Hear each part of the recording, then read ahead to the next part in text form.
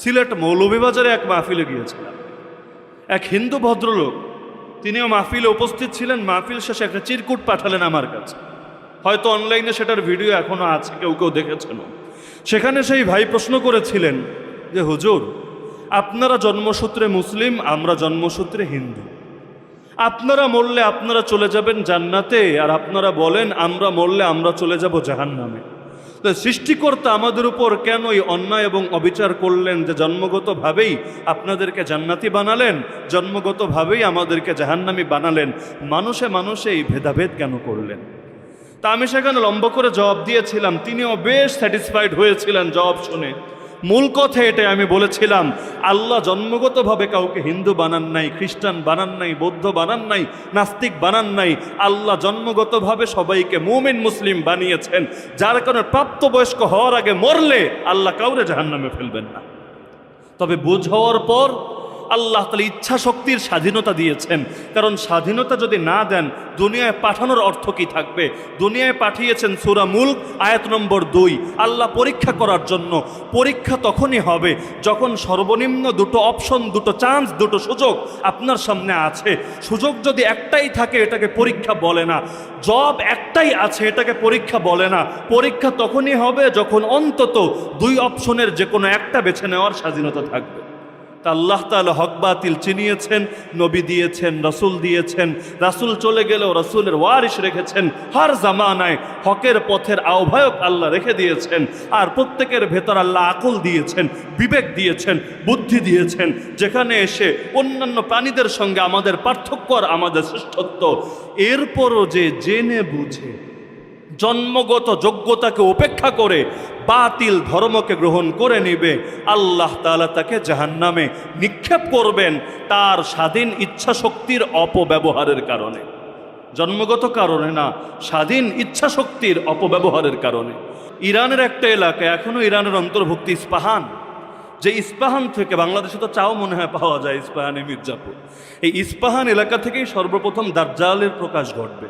দাজ্জাল তো এখনো আছে, জানেন তো আপনারা। দাজ্জালের জন্ম কবে হয়েছে আল্লাহ ভালো জানেন। আল্লাহর নবীর যুগেও দাজ্জাল ছিল। সহিহ মুসলিম, বুখারী শরীফের পরেই যার নাম আসে মুসলিম শরীফ। মুসলিম শরীফের মধ্যে সাহাবী তামিম দারি রাদিয়াল্লাহু আনহু থেকে হাদিস বর্ণিত আছে, তিনি দেখেছেন নিজ চোখে দাজ্জালকে। সমুদ্রে গিয়েছিলেন, হঠাৎ ঝড়ের কবলে পড়ে দিক হারিয়ে তারা একটা দ্বীপে গিয়ে উঠেছিলেন। সেই দ্বীপে স্বচক্ষে তিনি দাজ্জালকে দেখে এসেছেন। এসে যখন আল্লাহর নবীকে হাদিস শুনিয়েছেন, নবী পর্যন্ত এটা সত্যায়ন করেছেন যে সে দাজ্জাল। তা নবীর যুগেই যদি দাজ্জাল জিন্দা থাকে, এখন তো আর মুর্দা হওয়ার কারণ নাই, তার তো মরণ একবারই হবে। আল্লাহ নবী ঈসা আলাইহিস সালামের হাতে এত লম্বা হায়াত আল্লাহ তাআলা তাকে দিয়ে দিয়েছেন। তো এই দুনিয়ার মধ্যে দাজ্জাল প্রথমে বের হবে ইস্পাহান এলাকা থেকে। সেখানে 40,000 ইহুদিদের বিশেষ একটা পোশাক আছে, তৈলাসান। আমাদের যেমন বিশেষ পোশাক পাগড়ি, আমাদের যেমন বিশেষ পোশাক হলো বিশেষ ধরনের আল খেল্লা, যেটা অনেক খতিব সাহেবরা জুম্মার দিন পরেন। একইভাবে ইহুদিদের এক ধরনের বিশেষ চাদর আছে, নাম হলো তৈলাসান। আল্লাহ নবী নিজে বলেছেন, তৈলাসান মাথায় দিয়ে 40,000 ইহুদি ইস্পাহান এলাকা থেকে দাজ্জালের সঙ্গী হবে। সেই ইস্পাহানের অধিবাসী ছিলেন সালমান রাদিয়াল্লাহু আনহু। তার 14 গোষ্ঠী, তার বংশের লোক, এলাকার লোক সকলে ছিল আগুন পূজারী। আরবিতে বলে মাজুসি, জরাথুস্রবাদ। আগুন পূজারী মানে কি? তারা মনে করে শক্তির মূল উৎস হলো আগুন। আগুনকে যদি পূজা করি তাহলেই আমাদের জিন্দেগি কামিয়াব হয়ে যাবে। তার বাবা ছিল, তার যে এলাকার নাম ছিল জাই। ইস্পাহানের একটা অঞ্চল, একটা ছোট্ট এলাকা যেটার নাম জাই। সেই জাই এলাকার সর্দার ছিল তার বাবা, তিনি হলেন সর্দারের পুত্র। তো বাপ যেহেতু অগ্নিপূজকদের ধর্মগুরু, ছেলেও তো স্বাভাবিকভাবে ধর্মগুরু হয়েই বেড়ে উঠবে, এটাই স্বাভাবিক। আমরা যারা হুজুর, আমরা কি কেউ চাই যে আমাদের বাচ্চা কাচ্চা অন্য লাইনে বড় হোক? আমরাও তো স্বাভাবিকভাবে এটাই চাই যে আমরা হুজুর, আমাদের বাচ্চারাও হুজুর হবে। যারা ক্রিকেট খেলোয়াড়, আমাদের বাচ্চারাও ক্রিকেট খেলোয়াড় হবে। যারা নায়ক নায়িকা, এরাও ট্রেনিং দেয় ছোটবেলা থেকে, ভাবে আমার ছেলে মেয়েও বড় হয়ে নায়ক নায়িকা হবে। প্রত্যেকে নিজের মতো করেই তো সন্তানকে গড়তে চায়। তো সালমান রাদিয়াল্লাহু আনহু, তাকে তার বাবা অনেক আদর করতেন।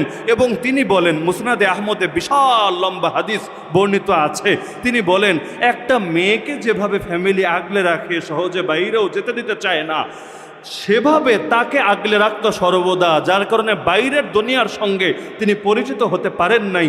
এভাবেই বাপের ঘরে বড় হতে হতে এক পর্যায়ে তিনিও আগুনের খাদেমে পরিণত হলেন। আগুনের খাদেম বুঝেন, আগুন যাতে সবসময় জ্বলা থাকে, নিভে না যায়, সকলে যে কোনো সময় এসে যাতে পূজা দিতে পারে, সেজদা দিতে পারে। আজকাল মাজারে যেভাবে এই কাজ হয়, সন্ধ্যা হলেই মোমবাতি জ্বালানোর আলাদা লোক থাকে না? যদি জিজ্ঞেস করেন কোন যুক্তিতে মোমবাতি জ্বালাও, যে কবরে অন্ধকার, যদি মোমবাতি জ্বালাই আলো জ্বলবে। যদি যুক্তি এটাই হয়, তাহলে সূর্যের আলো তো মাটির ভেতরে পৌঁছায় না, দিনের বেলাও কেন তোমরা মোমবাতি জ্বালিয়ে রাখো না? আর এই আধুনিক যুগে এসে উপরে মোমবাতি জ্বালানোর দরকার কি? ভেতরে লাইটের সিস্টেম করে দাও, ভেতরে জেনারেটর দিয়ে দরকার হলে সার্বক্ষণিক লাইনের ব্যবস্থা করে দাও, কিন্তু উপর দিয়ে জ্বালাবা মোমবাতি আর কবরকেও ঢেকে রাখি ইট বালু সিমেন্ট দিয়ে। ওদের কবরগুলো তো পাকা থাকে একেবারে। তাহলে এই আলোর সাথে ভেতরের আলোর কি সম্পর্ক?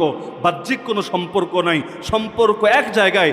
এরা নিজেদেরকে ডাইরেক্ট আগুন পূজারী বলতে পারে না, কিন্তু আগুন পূজারীদের যে আদর্শ ছিল তারাও একই আদর্শ লালন করে। তো তিনিও বড় হচ্ছিলেন এভাবে আগুনের খেদমত করে করে। তার বাবার একটা বিশাল বাগান ছিল, এখন যেমন রাজশাহী, নওগাঁর এলাকা, চাঁপাইনবাবগঞ্জের এলাকার লোকদের বিশাল বিশাল আমবাগান থাকে, তার বাবারও একটা বাগান ছিল। একদিন বাবা নির্মাণ কাজে ব্যস্ত ছিল, থাকার কারণে বাগানে নিজে তদারকি করার জন্য যেতে পারছিল না। ছেলেকে বলল, বাবা সালমান, আজকে তুমি একটু যাও, অমুক জায়গায় আমাদের বড় বাগান আছে, তুমি একটু দেখাশোনা করো। কারণ দেখাশোনা না করলে কর্মচারী আর শ্রমিকরা ফাঁকিবাজি করবে, এটাই স্বাভাবিক।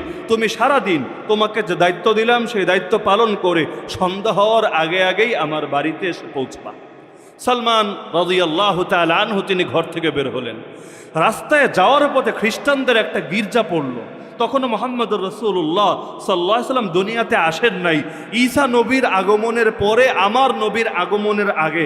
তখন তো দুনিয়াতে ধর্ম ঈসা নবীর ধর্মই, আমাদের নবীর ধর্ম তো তখনও আসেই নাই, যার কারণে এটা অনুসরণের প্রসঙ্গ তো আসবে না। তিনি যাচ্ছিলেন খ্রিস্টানদের গির্জার পাশ দিয়ে। এখন তিনি তো সারা জীবন ঘরেই পড়ে থেকেছেন। ঢাকা শহরে যেমন অনেক পোলাপান থাকে না, ব্রয়লার মুরগি, সারা জীবন ঘরে ঘরে বড় হয়, বাইরে গেলে নাদুস নুদুস কিউটের ডিব্বা, কিন্তু কিচ্ছু বুঝে না। না রিক্সাওয়ালার লগে দামাদামি করতে পারে, আর যদি মাছ বাজার আর গোস্ত বাজারে নিয়ে যান তাহলে তো ব্যবসায়ীর ইচ্ছা মতো আরে বানাবে যে মাল একটা পাইছি, বহুদিন পর আজকে একেবারে পকেট ভৈরা লাভ কইরা নিব। তো এখন তিনিও সাদাসিধা, বাইরের জগতের সাথে কোনো পরিচয় নাই। আজকালকার বাচ্চারা যেমন ঘরে বসে বসে খুব ভালো গেম খেলতে পারে, গেমিংয়ে তার পারফরমেন্স অনেক ভালো, কিন্তু খেলার মাঠে নামালে একেবারেই জিরো, সেখানে তার কোনো যোগ্যতা নাই, সকল যোগ্যতা মনিটর আর স্ক্রিনের সামনে। তো সালমান তিনি বের হয়েছেন, হঠাৎ করে বলেন, কি রে এইটা আবার কি? এইরকম কোনো ধর্ম তো আগে দেখি নাই, সারা জীবন দেখলাম আগুন জ্বলা থাকে, মানুষ এসে আগুনের সামনে লুটিয়ে পড়ে, সেজদা দেয়, এটা আবার কি? সবাই দেখে নামাজ পড়ে। এখন নামাজটা তার বড় দিলে ধরে গেল। আপনিও নিরপেক্ষভাবে যদি বিশ্লেষণ করেন, আমি চ্যালেঞ্জ করে বলতে পারবো, দুনিয়ার সকল ধর্মের উপাসনার ভিডিও দেখবেন, যত ধর্ম যেভাবে উপাসনা করে সবগুলোর ভিডিও দেখবেন, আর ইসলামের প্রতিটা ইবাদত বন্দেগীর ভিডিও দেখবেন। এরপর যদি ইসলামের ইবাদতকে সবগুলোর চাইতে বেশি সুন্দর, বেশি আকর্ষণীয় মনে না হয়, আমার এসে বলবেন। ইসলামের আকর্ষণ সবচাইতে বেশি না? ইসলামের ইবাদতে মজা সবচাইতে বেশি না? এমনকি শুধু অন্য ধর্মে বলে কথা না, যারা নাস্তিক, সেই নাস্তিকরাও যেভাবে নিজেদের কালচার, নিজেদের অর্চনা, নিজেদের উৎসব পালন করে, আল্লাহর কসম এর চাইতে ইসলামের ইবাদত অনেক স্বাদের, অনেক মজার, অনেক আনন্দের। 2 রাকাত নামাজ ধীরস্থিরভাবে পড়ে আল্লাহর কসম যে মজা পাবেন, শাহবাগে বিরিয়ানির প্যাকেট হাতে নিয়ে মোমবাতি জ্বালিয়ে ঘন্টার পর ঘন্টা দাঁড়িয়ে দাঁড়িয়ে শোক পালন করে সেই মজা জিন্দগিতেও পাবেন। তো সালমান রাদিয়াল্লাহু আনহু দিল গলে গেল, এত সুন্দর ইবাদত দেখলে খালি দেখতেই মনে চায়, দেখলে খালি দেখতেই মনে চায়। তিনি বুঝতেই পারছেন না আসলে ব্যাপারটা কি। এখন তিনি নামাজ যখন শেষ করলো, জিজ্ঞেস করলেন, তোমরা কারা? এ আবার কোন ধর্ম? কি করলে এতক্ষণ? তারা বলল, আমরা ঈসা আলাইহিস সালামের উম্মত, এতক্ষণ নামাজ পড়েছি, আমাদের ধর্মে এই এই বিধান আছে। সালমান রাদিয়াল্লাহু আনহু শুনে তার ভালো লাগলো। বাপ যে তারে পাঠিয়েছে বাগান পাহারা দেওয়ার জন্য, সে কথা ভুলেই গেল, সারাদিন কাটিয়ে দিল সেই জামাতের সাথে। তো এখন সন্ধ্যাবেলায় তার খবর এসেছে, কিরে আব্বা তো আমারে খুঁজবে। ইতিমধ্যে বাপের লোকও পাঠানো শেষ বিভিন্ন জায়গায়, ছোট বাচ্চা আর আগে কখনো বাইরেও যায় নাই, বাইরের জগতের সাথেও পরিচিত না, সন্ধ্যা হয়ে গেছে কোনো খোঁজ খবরও নাই, বাপ তো পেরেশান হবেই। লোক পাঠিয়ে দিয়েছে চারদিকে, সালমানের খোঁজ তো পায় না।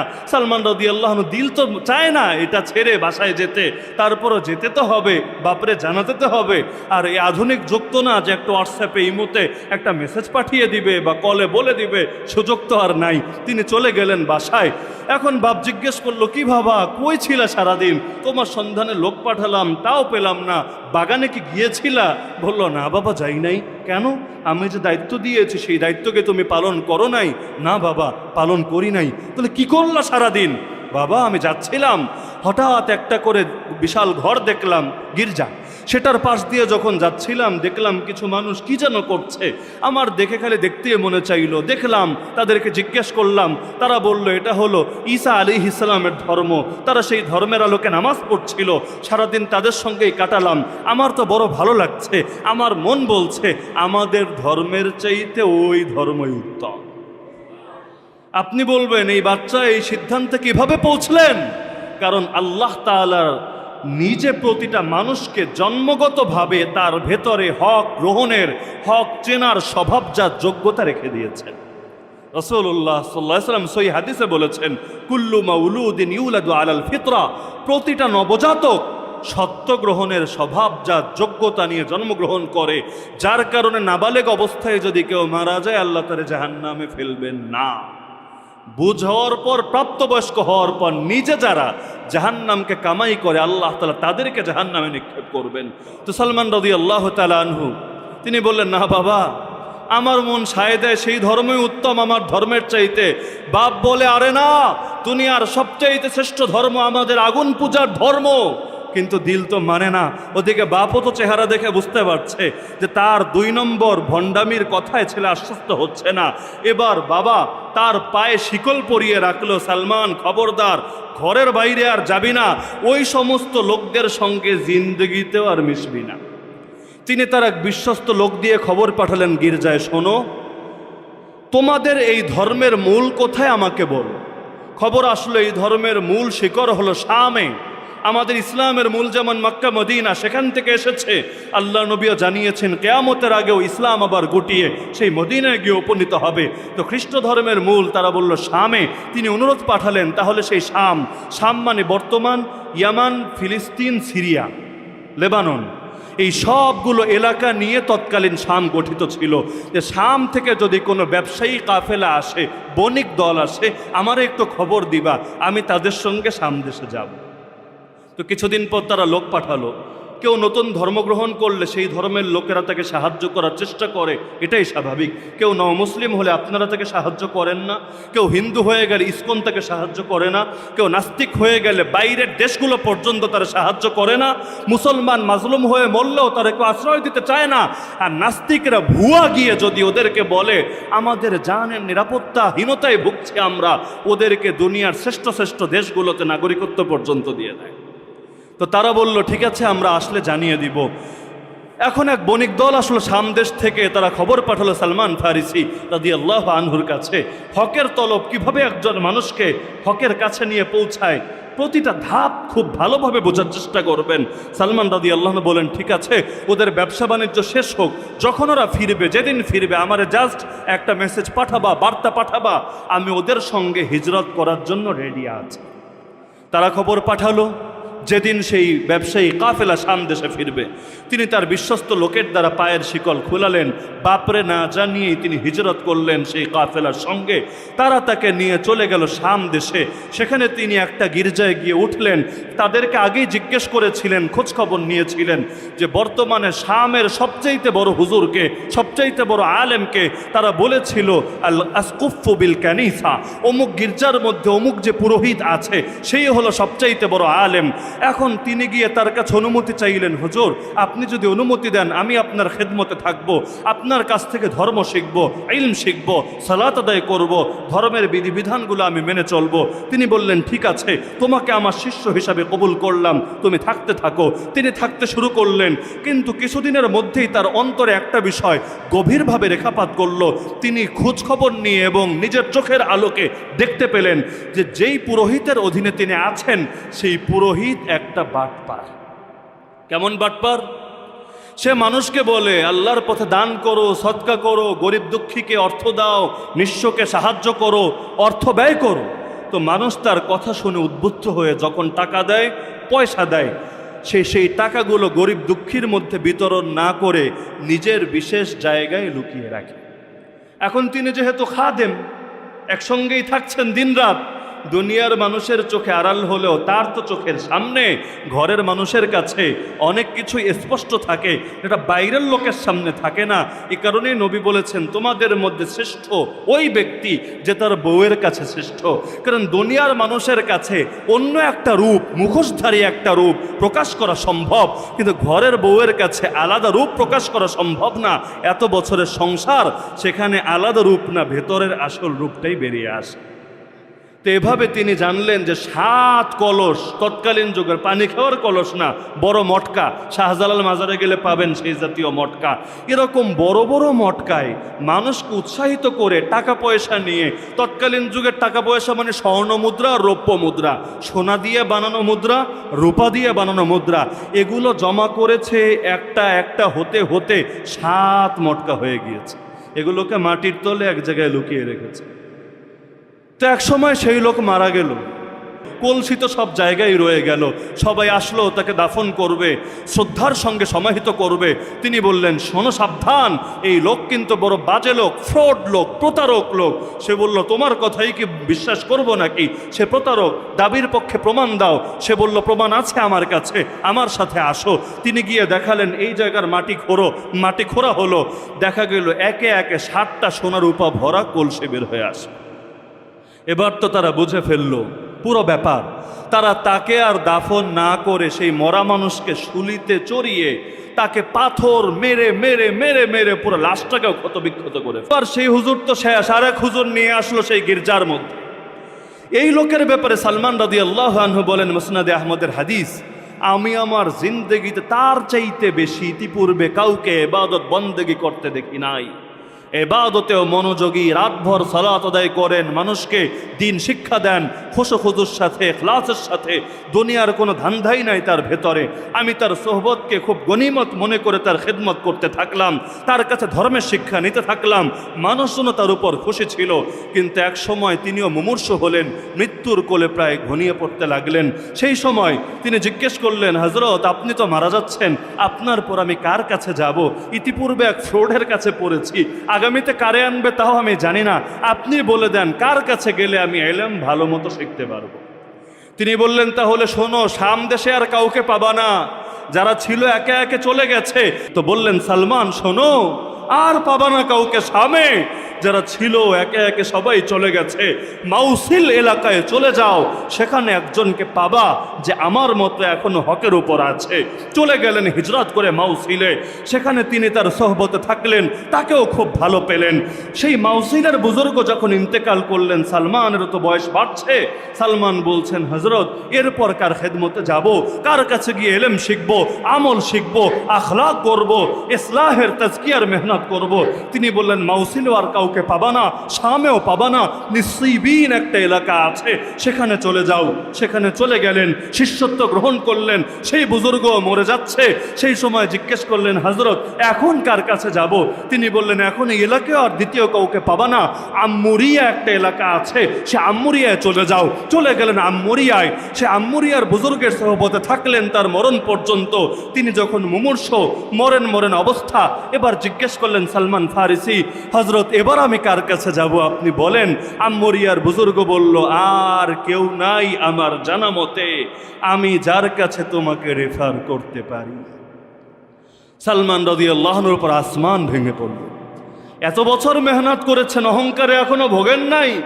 আমাদের মতো না যে 40 দিন আর 3 মাস 4 মাস দেওয়ার পরেই এতটা অহংকারে ভোগে যে এখন আর ইমামের ইমাম মনে হয় না, আলেমকেও আলেম মনে হয় না, ওলামায়ে কেরামের মুখের উপর বেয়াদবি করতেও দ্বিধা করে না। তার ভাব এমন মনে হতে থাকে, এই হুজুররা 16 বছর মাদ্রাসায় পড়ে কি শিখেছে, আমি তো 4 মাস এর চাইতে বেশি শিখে ফেলেছি। নাউযুবিল্লাহ, আফসুস, শত আফসুস এই সমস্ত অহংকারকারীদের প্রতি। এরকম অহংকারী নাই, এরকম অহংকারী নাই। ইবাদতে অহংকার ঢুকলে ইবাদতই মানুষের পতনের কারণ হয়ে যায়। তো এখন এতকাল ইবাদত করলেন, এলেম শিখলেন, কিন্তু এখনো তিনি তৃপ্তি নিভাতে পারছেন না, এখনো খুঁজছেন কার সোহবতে যাবেন। কিন্তু আম্মুরিয়ার সেই বুজুর্গ লাস্ট বাক্য বলল, তবে শোনো সালমান, ভয়ের কারণ নাই, পেরেশানির কারণ নাই। আমি ইনজিল শরীফের আলোকে সম্পূর্ণ শতভাগ কনফিডেন্স নিয়ে তোমাকে বলছি, সেই দিন আর বেশি দূরে না যেদিন সর্বশেষ নবী মুহাম্মদুর রাসূলুল্লাহ সাল্লাল্লাহু আলাইহি ওয়াসাল্লাম দুনিয়াতে আসবেন। তোমার উচিত হবে তুমি তাকে পেয়ে গেলে আর খ্রিস্ট ধর্ম নিয়ে পড়ে থাকবা না। তুমি তাকে পেয়ে গেলে তার উপর ঈমান আনবা, তার জন্য কোরবান হয়ে যাবা। তিনি তোমাকে যেভাবে বলবেন সেভাবেই তোমার জীবন গড়ে তুলবা। সালমান বললেন, চিনব কিভাবে হযরত, আমাকে বলে দেন।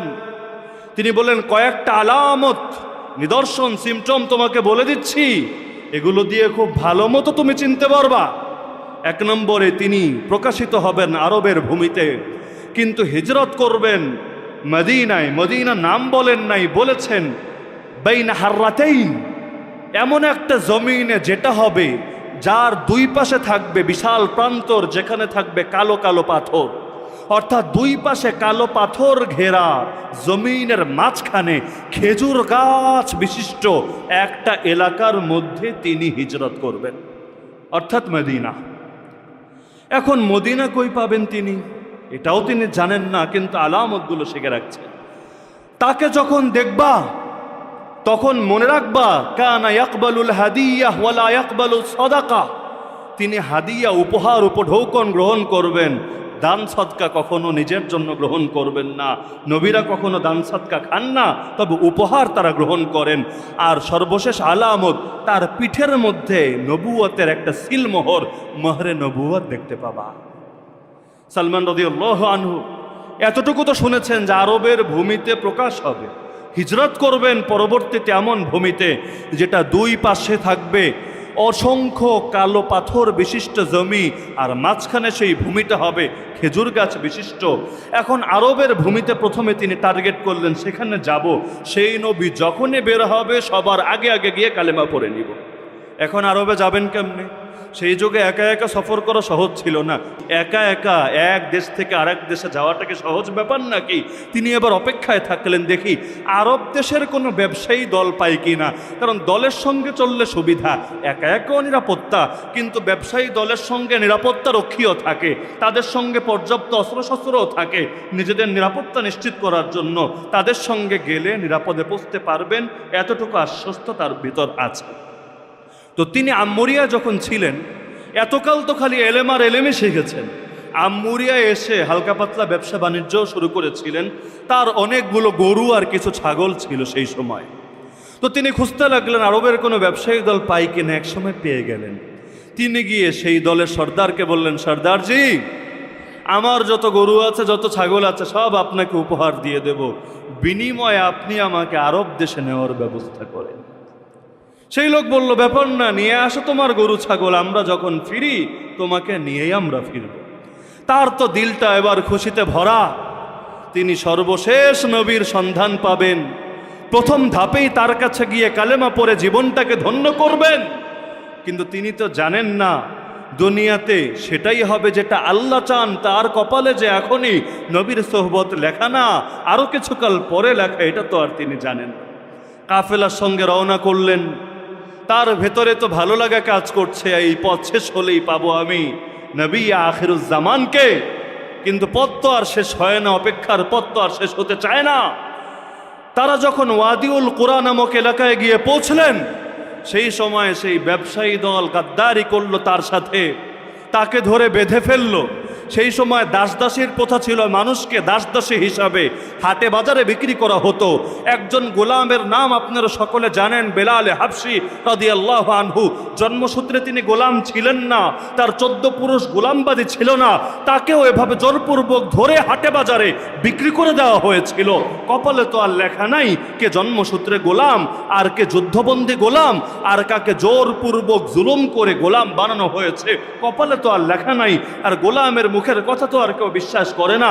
অধিকাংশ লোকে যেটা বলে মানুষ তো সেটাই মানার চেষ্টা করে। এই যুগে দেখেন না, মিডিয়ার কথাকে লোকে ওহির মতো বিশ্বাস করে। যদি সকল আলেম মিলে এক কথা বলে আর মিডিয়া আর এক কথা বলে, মানুষ মিডিয়ারটাই গ্রহণ করে। আমার বড় ভয় লাগে মিডিয়ার কথা যেভাবে এই যুগে লোকে গোকরাসে গেলে, অথচ জানে মিডিয়ার মধ্যে হলুদ মিডিয়ার সংখ্যাও কম না, প্রতারকের সংখ্যা কম না, ধান্দাবাজের সংখ্যা কম না। আমার বড় ভয় লাগে দাজ্জাল আসলে এই মিডিয়াগুলো যখন দাজ্জালের পক্ষে প্রোপাগান্ডা চালাবে আর ইমাম মাহদিকে সন্ত্রাসী, টেরোরিস্ট, জঙ্গিবাদী, খারেজি বলে সারা দুনিয়ার মধ্যে ছড়াতে থাকবে, লোকে ইমাম মাহদিকেই ভুল বুঝবে আর দাজ্জালকেই ত্রস্ত যুগে ত্রাতা মনে করবে। তো এখন তারেও এভাবে জোরপূর্বক বেঁধে ফেলা হলো, তাকে সেই ওয়াদিউল কোরায় এক ইহুদির কাছে বিক্রি করে দেওয়া হলো। আল্লাহর বান্দা সারা জীবন হকের তলবে নিজের বাপ ছাড়লেন, বাড়ি ছাড়লেন, সর্দারের ছেলে ছিলেন, আরামের আয়েশের জীবন ছাড়লেন। তারপরও শাম হয়ে, মৌসিল হয়ে, নিসিবিন হয়ে, আম্মুরিয়া হয়ে সারা দুনিয়া চষে বেড়াচ্ছেন খালি হকের সন্ধানে। শেষে চাচ্ছেন নবী আখিরুজ জামানে সোহবতে যাবেন, কিন্তু কপালে যা লেখা তাই তো হবে। এখন তিনি একজন গোলামে পরিণত হয়ে গেছেন। কিন্তু আল্লাহর কুদরত, কপালে হেদায়েত লেখা থাকলে আল্লাহ তাআলা কিভাবে করে হেদায়েতের পথে আনেন কেউ টের পাবে না। তো এখন তিনি তো ওয়াদিউল কোরায় আছেন। প্রথমে ভাবলেন এটাই কি সেই এলাকা কিনা একটু দেখি। সেখানে খেজুর গাছ তো ছিল, কিন্তু খোঁজখবর নিয়ে জানলেন না দুই পাশে তো এমন কালো পাথরে ভূমি পাই নাই যেটার সঙ্গে সেই আলামত মেলে। তো বুঝলেন এখনো আমার মিশন শেষ হয় নাই, মিশন ইনকমপ্লিট রয়ে গেছে, আমাকে আমার গন্তব্যে পৌঁছতেই হবে। আল্লাহ ব্যবস্থা করলেন, সেই লোকের ভাতিজা থাকতো মদিনায়, সেও ছিল ইহুদি। ইহুদিদের একটা গোত্র ছিল বনু কুরাইজা, ইতিহাস যারা পড়েছেন নাম শোনার কথা। সেই বনু কুরাইজার লোক ছিল সে। একদিন চাচার কাছে আসলো, সুন্দর একটা গোলাম দেখে তার পছন্দ হলো, চাচার কাছ থেকে কিনে নিয়ে গেল গোলামটাকে। এরপর তার জিনজির দিয়ে বেঁধে গোলামরে যেভাবে নেওয়া হয় তাকেও সেভাবে মদিনায় নিয়ে গেল। মদিনায় গিয়ে তার দায়িত্ব হলো খেজুর গাছ পরিচর্যা করা, গাছে উঠবেন, গাছের খেদমত করবেন। এত বড় সর্দারের ছেলে, হকের তলবে দুনিয়া দুনিয়া ঘুরেছেন, এখন বুড়া হয়ে গেছেন, তবুও তার এই সারা জীবন ভালোভাবে থাকার পরও কামলা খাটতে হচ্ছে। এভাবে একদিন যায়, দুদিন যায়, দিন যায় আর যায়। তার তো দিলের মধ্যে এখন অতৃপ্তি রয়ে গেছে, আরে কবে সেই নবীরে পাবো।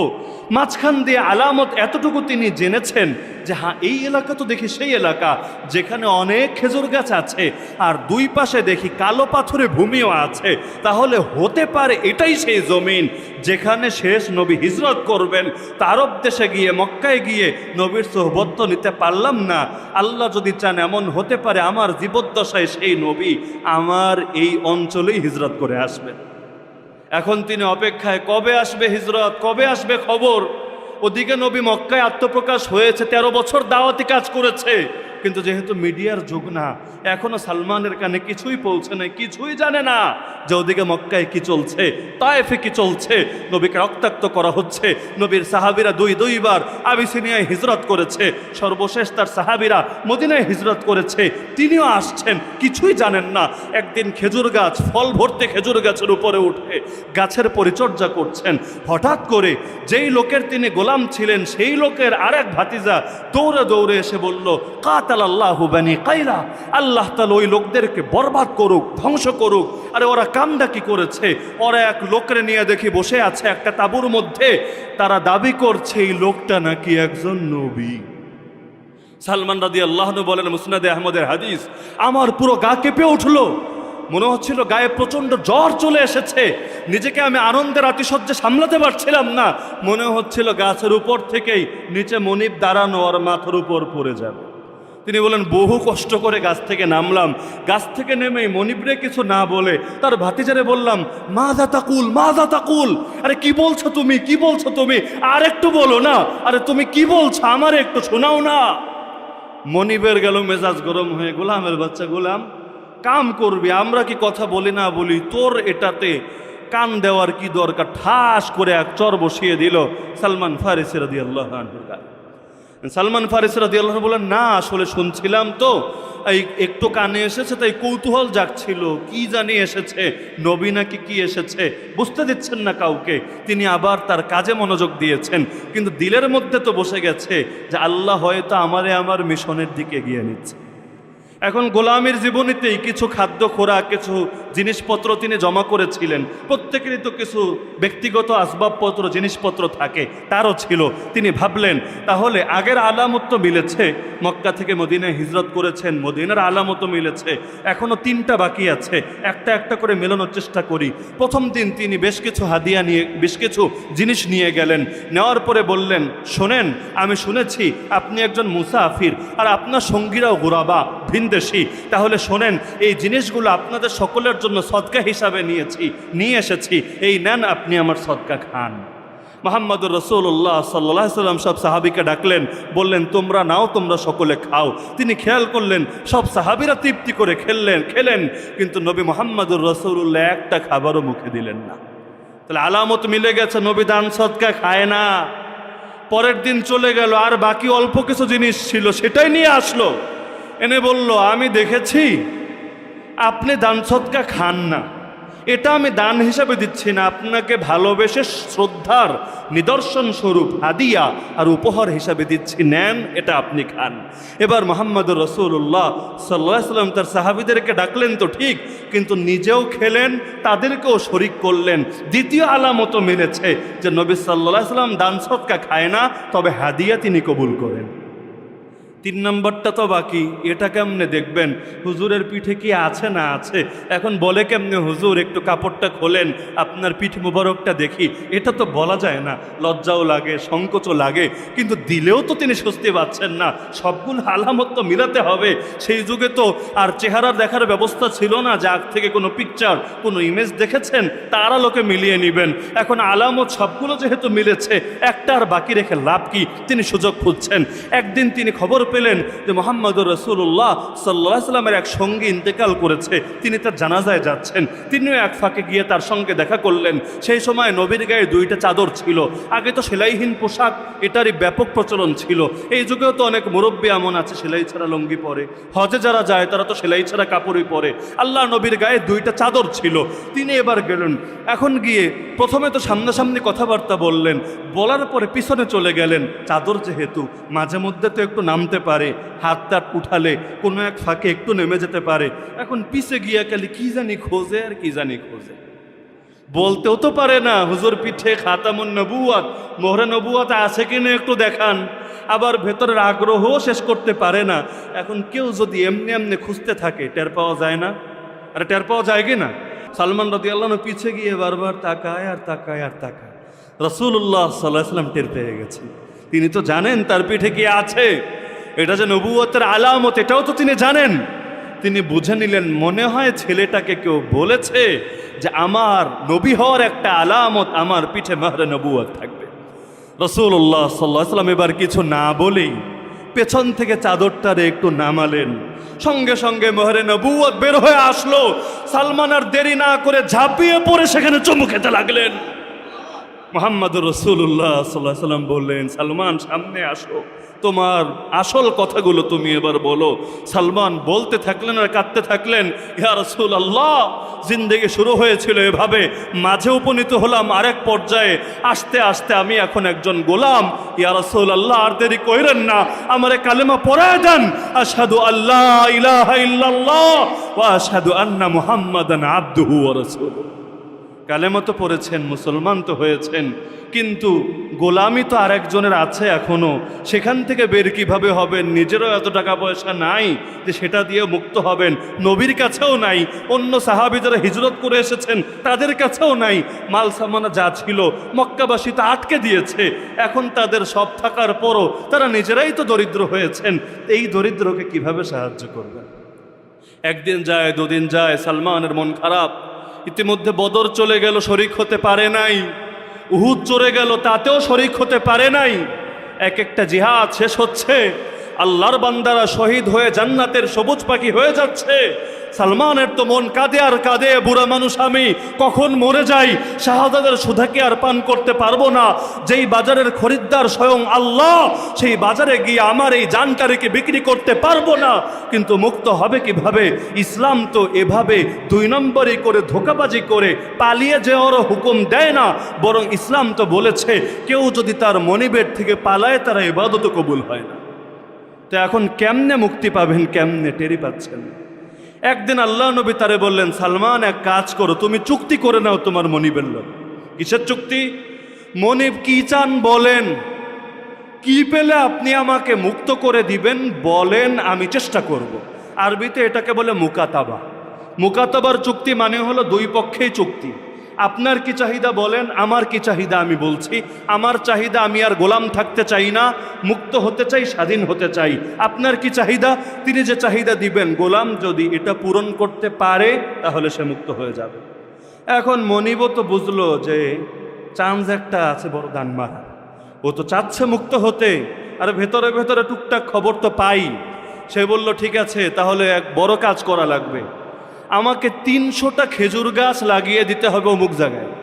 লাগিয়ে দিতে হবে মানে খেজুর গাছ সে দিবে, আর গিয়ে রোপণ করবে এটা না, নিজে কামাই করে কিনে এনে অমুক জায়গায় গিয়ে 300টা খেজুর গাছ লাগাতে হবে। আর বিশাল এক পরিমাণ স্বর্ণর কথা বলেছে যে 30 উকিয়া স্বর্ণ আমাকে দিতে হবে। আল্লাহ নবীরে গিয়ে বললেন, সালমান তিনি এখন টাকা পয়সা কই পাবেন?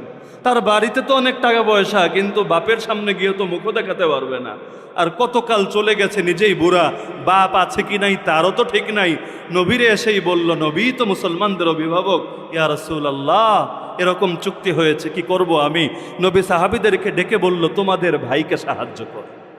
তা আল্লাহ নবী বললেন, সকল সাহাবী কেউ 10টা, কেউ 20টা, কেউ 30টা করে চারা দিলেন। দিতে দিতে দিতে দিতে 300টা চারা হয়ে গেছে। নবী আবার সালমানরে বললেন, সালমান যাও গিয়ে মাটি কোপায়া চারা লাগানোর মতো আগে সিস্টেমটা তৈরি করো, আমি নিজে গিয়ে চারা লাগাবো। সালমান গেলেন, মাটি কোপালেন, সব প্রস্তুতি শেষ। নবীরা জানালেন, নবী রেডি, এবার চারা লাগানোর সময় এসেছে। আল্লাহ নবী গেলেন, তার দেখা দেখি সাহাবীরাও গেলেন, সকলে তাদের হাতগুলো লাগিয়ে সালমান রাদিয়াল্লাহু আনহুকে সাহায্য করলেন। 300টা চারার ব্যবস্থা হয়ে গেল। কিন্তু অংশ তো আরেকটা বাকি রয়ে গেছে। চারা তো হলো, কিন্তু স্বর্ণ মুদ্রা, স্বর্ণ দিবে কিভাবে? স্বর্ণ পাবে কোথায়? ইতিমধ্যে আল্লাহ নবী সাল্লাল্লাহু আলাইহি ওয়াসাল্লাম এক যুদ্ধে জয়ী হলেন। সেখানে গনিমত হিসাবে, যুদ্ধলব্ধ সম্পদ হিসাবে অনেক স্বর্ণ পেলেন। কিন্তু হাদিসের শব্দ স্বর্ণগুলো হলো মুরগির ডিমের মতো সাইজ, ছোট ছোট। বাহ্যিকভাবে মনে হচ্ছে অনেক, কিন্তু মাপলে যেই পরিমাণ তাকে বলেছে 30 উকিয়া, এই পরিমাণ হওয়ার কথা না, এটা অনেক কম পরিমাণ। তো সালমান রেনে বলল, সালমান ডাকিয়ে এনে নবী এই সোনাগুলো নাও, নিয়ে গিয়ে তুমি তোমার মনিবরে দাও, আর বলো সব লেনদেন শেষ, এবার আমারে খালাস করো। সালমান রাদিয়াল্লাহু আনহু হাতে নিয়ে বলেন, ইয়া রাসূলুল্লাহ এটা দিয়ে তো হবে না, চুক্তি তো আরেকটু বড় ফিগার, বড় পরিমাণের আছে, এটা দিয়ে তো হবে না। রাসূল বললেন, সালমান মেপে তো দেখো। বাস্তবে চোখ এটাই বলছিল হবে না, কিন্তু আল্লাহ যদি হওয়াতে চান দুনিয়ার কে তা ঠেকাতে পারে? সালমান রাদিয়াল্লাহু আনহু পাল্লায় তুললেন, দেখা গেল একটুও কম নাই, একটুও বেশি নাই, যতটুকু দরকার ঠিক ততটুকুই আছে। আর এই নবী তো সেই নবী, এক পেয়ালা দুধ দিয়ে সবার পিপাসা মিটানোর ব্যবস্থা করেছেন, যে আবু হুরায়রার হাতে দিয়ে বলেন, আবু হুরায়রা সবাই রে পান করাও। আবু হুরায়রা নিজে বলেন, আমি পেরেশান হলাম, আরে পিপাসার জ্বালায় আমারই ভিতরটা ফেটে যায়, এটা আবার আরেকজন রে দিলে আমি খাবোটা কি, আর সবাই রে দিলে আমার কপালে তো জুটবেই না। এখন নবী বলেছে চাইলেই তো পারি না নিজের মুখে আগে দিতে, আগে তো মেহমানের মেহমানদারি করা লাগে। আল্লাহ নবীর কথা পালনার্থে একজন রে খাওয়ালাম, খালি মনে মনে বলছি বেটা কম খা, বেটা কম খা, আমার খাওয়ান লাগবো। দুইজন রে খাওয়ালাম, তিনজন রে খাওয়ালাম, ভয় পাচ্ছিলাম ফুরে গেলে তো শেষ। এভাবে খাওয়াতে খাওয়াতে সবাই রে খাওয়ালাম। কি অদ্ভুত ব্যাপার, একটুও কমলো না দুধ। এবার নবী বললেন, আবু হুরায়রা তুমি খাও। আবু হুরায়রা বললেন, খেলাম খেলাম খেলাম, খেতে খেতে গলা পর্যন্ত খেলাম। তারপর নবী বললেন, আবু হুরায়রা আরো খাও। আমি বললাম, নবী আর আমার সাধ্যে নাই। এবার নবী বললেন, এবার তাহলে আমারে দাও। এই সেই নবী নিজের আঙ্গুল দিয়েছেন, সে আঙ্গুল থেকে এভাবে পানি প্রস্রবণের মতো বের হয়েছে। আল্লাহ তাআলা সেই অল্প পানি দিয়ে সকলের উজুর ব্যবস্থা করে দিয়েছে। তো যেই নবী দুনিয়ায় বসে ইশারা করলে আসমানের চাঁদ ফেটে দুই টুকরা হয়ে যায়, সেই নবীর সামনে এটা তো আর বড় কঠিন কিছু না। আল্লাহ যা চান তাই তো পারেন। নবীর মুজিজা আল্লাহ যেভাবে চান সেভাবেই প্রকাশ করতে পারেন। সালমান রাদিয়াল্লাহু আনহু গেলেন, গিয়ে মনিবের হাতে বুঝিয়ে দিলেন, মনিব তারে মুক্ত করে দিল। সর্বপ্রথম তিনি খন্দকের যুদ্ধে অংশগ্রহণ করলেন। ইতিহাস যারা পড়েছেন জানার কথা, খন্দকের যুদ্ধে মুসলমানদের যে বিজয় এসেছে এর পেছনে সবচাইতে বড় অবদান ছিল এই মুরব্বী সালমান ফারসি। এরপর থেকে তিনি বলেন, আর কোনো জিহাদ ছোটে নাই, সারা জীবন নবীর সোহবতে কাটিয়ে দিয়েছেন। তো আল্লাহর পথে চলতে চাইলে আল্লাহ চালান কিনা? হক তলব করলে আল্লাহ হকের সন্ধান দেন কিনা? আরে জি, আল্লাহ সালমান ফারসির মতো মানুষকে হেদায়েত দিতে পারেন, হেদায়েতের পথে চালাতে পারেন, দুনিয়ার সকল বালা মুসিবত থেকে উদ্ধার করে তাকে হকের সৈনিক বানাতে পারেন। সেই আল্লাহ আমার আপনাকে যুগের সালমান বানাতে পারেন না? ওয়াল্লাযীনা জাহাদু ফীনা, যারা আমার পথে চলবা, চেষ্টা প্রচেষ্টা মেহনত মুজাহাদা কুরবানি ত্যাগ তিতিক্ষা সব কিছু দিতে থাকবা, ভেতরের শত্রু বাইরের শত্রু সবগুলোর মোকাবেলা করবা, কিন্তু আল্লাহরে ছাড়বা না। আল্লাহর জন্য প্রয়োজনে দুনিয়া ছাড়বা, দুনিয়ার জন্য আল্লাহর ছাড়বা না। যদি এভাবে চলতে পারো, লানাহদিয়ান্নাহুম সুবুলানা, তোমারে আমার পথে পৌঁছানোর, আমার পথে চালানোর, আমার সঙ্গে মেলানোর দায়িত্ব আমি আল্লাহ নিজে নিয়ে নিলাম।